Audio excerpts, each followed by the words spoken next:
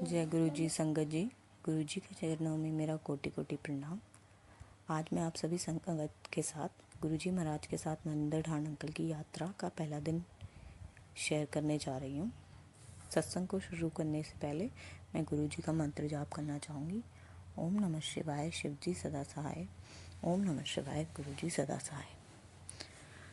तो सत्संग को शुरुआत करते हैं। हम इंसान बहुत स्वार्थी होते हैं और भले ही भगवान हमें बुला रहे हों, लेकिन जब तक हमारे पास कोई मकसद या उद्देश्य ना हो, हम उनकी पुकार का जवाब नहीं देते। गुरुजी के पास अपने भक्तों को अपने पास बुलाने का अपना दिव्य तरीका है। 1996 में जब गुरुजी ने पटियाला पंजाब में अपना जन्मदिन मनाया तो उन्होंने संगत को अपनी पवित्र तस्वीरें दी। मेरे मौसा और चाचा भी इस कार्यक्रम में शामिल हुए। उन्होंने मेरी माँ को एक पवित्र तस्वीर दी और उन्होंने विनम्रता पूर्वक इसे हमारे घर के मंदिर में रख दिया। मेरी मम्मा और भाई गुरुजी के महाशिवरात्रि समारोह में शामिल हुए, लेकिन मेरी माँ चाहती थी कि मैं उनके साथ जाऊं, लेकिन मैंने मना कर दिया। मैं बचपन से ही भगवान शिव का भक्त रहा हूँ और शिव पुराण पढ़ता था और रोजाना हाथ में रुद्राक्ष की माला लेकर भगवान शिव का नाम जपता था। फिर अचानक एक दिन मैंने प्रार्थना ना करने या माला जपने का फैसला किया। एक संत जो अक्सर हमारे घर आते थे, उन्हें मुझे भगवान शिव की भक्ति यात्रा जारी रखने की सलाह दी और भविष्यवाणी की मुझे नियमित रूप से अपनी प्रार्थना 45 शुरू करने की प्रेरणा मिली। शिव के दर्शन और संत द्वारा बताई गई समय विधि के भीतर मैं गुरुजी से मिला। मेरी पत्नी कुछ बुरी आत्माओं के प्रभाव में थी और कोई भी प्रार्थना या अनुष्ठान इस समस्या का समाधान खोजने में मदद नहीं कर रहा था।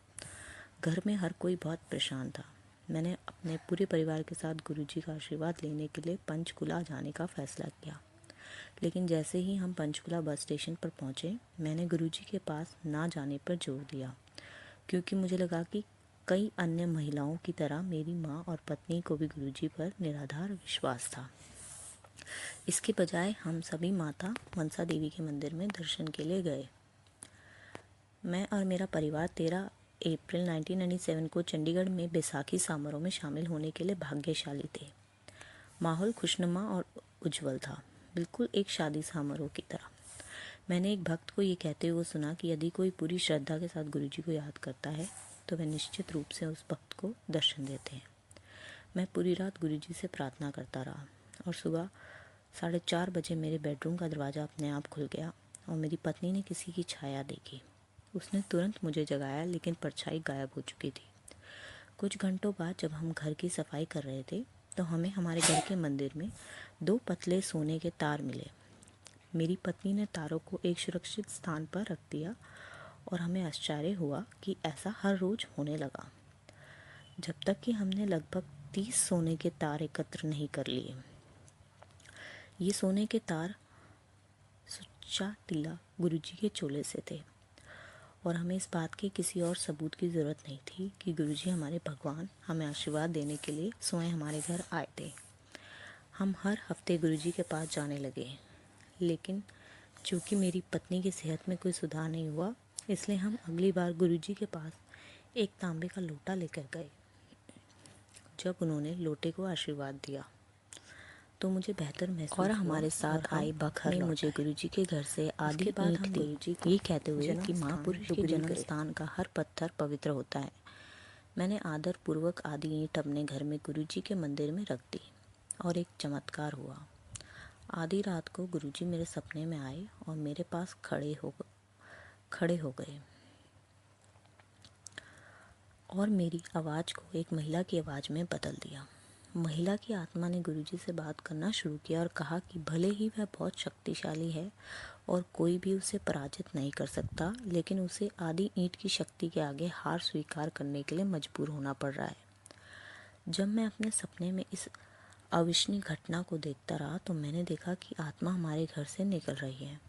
एक सप्ताह बाद जब हम चंडीगढ़ में गुरुजी से मिलने गए तो उन्होंने मुझे आदि ईंट का सत्संग और मेरा सपना वहाँ उपस्थित संगत को बताने के लिए कहा।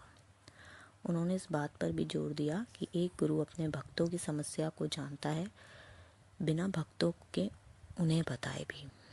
गुरुजी अपने भक्तों को याद दिलाते रहते हैं कि वे भगवान शिव के अवतार हैं वास्तव में वे खुद को महाशिव कहते थे। उन्होंने कहा कि गुरु दो प्रकार के होते हैं, मनमुखी, मन पढ़ने वाले, और मुखमुखी, जिन्हें भक्तों की समस्याओं के बारे में बताया जाना चाहिए। और वो पहले वाले हैं, क्योंकि वह अपने भक्तों के मन में चल रही सभी बातों को जानते हैं।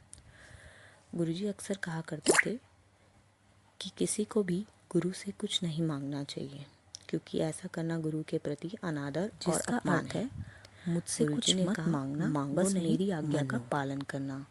उन्होंने सभी संगत को याद दिलाया कि उनसे कुछ मांगने से भक्त उस आशीर्वाद की मात्रा को कम कर देते हैं जो गुरु उन्हें देना चाहते हैं। इसके अलावा गुरुजी ने हमें सलाह दी कि अगर हमें उनका आशीर्वाद चाहिए तो हमें उनसे दूर बैठना चाहिए। वे अक्सर एक दिए का उदाहरण देते थे, जिसके नीचे अंधेरा होता है, लेकिन यह उससे दूर के क्षेत्र को रोशन करता है।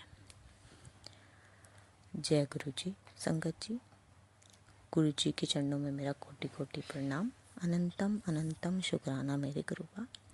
अगर कोई और संगत जी भी हमारे साथ अपना सत्संग शेयर करना चाहता है तो वो अपना दिए गए ईमेल आईडी पे अपना वीडियो सत्संग, ऑडियो सत्संग या रिटर्न सत्संग लिख के हमारे साथ शेयर कर सकते हैं, ताकि हम वो बाकी संगत जी के साथ शेयर करें।